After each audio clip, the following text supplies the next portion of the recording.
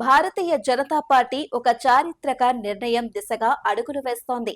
Party జాతీయ అధ్యక్ష పదవిని తొలిసారిగా ఒక మహిళకు అప్పగించేందుకు సిద్ధమవుతున్నట్టు ప్రచారం జరుగుతోంది. ప్రస్తుత అధ్యక్షుడు జేపీ నడ్డా పదవీ కాలం 2024 జూన్తో ముగిసిన నేపథ్యంలో కొత్త అధ్యక్షుడి ఎంపికపై పార్టీలో విస్తృత స్థాయి చర్చలు జరుగుతున్నాయి. ఈ క్రమంలో పార్టీ అగ్రనాయకత్వం మహిళా నేత వైపే మొగ్గు చూపుతున్నట్లు తెలుస్తోంది. ఈ కీలక పదవి కోసం కేంద్ర ఆర్థిక మంత్రి నిర్మలా సీతారామన్, ఆంధ్రప్రదేశ్ బీజేపీ మాజీ అధ్యక్షురాలు దగ్గుపాటి పురంధేశ్వరి, తమిళనాడుకు చెందిన బీజేపీ మహిళా మోర్చా జాతీయ అధ్యక్షురాలు వానతి శ్రీనివాసన్ ప్రధానంగా రేసులో ఉన్నట్లు సమాచారం.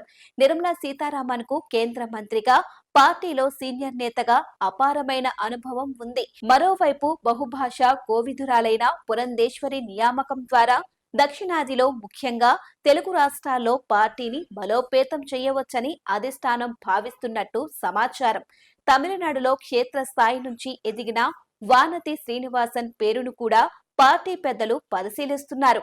ఎన్నికల్లో మహిళా ఓటర్లు బీజేపీ విజయాల్లో కీలక పాత్ర పోషిస్తూ ఉండటం, మహిళా రిజర్వేషన్ బిల్లుకు చట్టబద్ధత కల్పించటం వంటి పరిణామాల నేపథ్యంలో పార్టీ అత్యున్నత పదవిని మహిళలకు ఇవ్వడం ద్వారా స్పష్టమైన సందేశం పంపాలని బీజేపీ వ్యూహాత్మకంగా యోచిస్తోంది.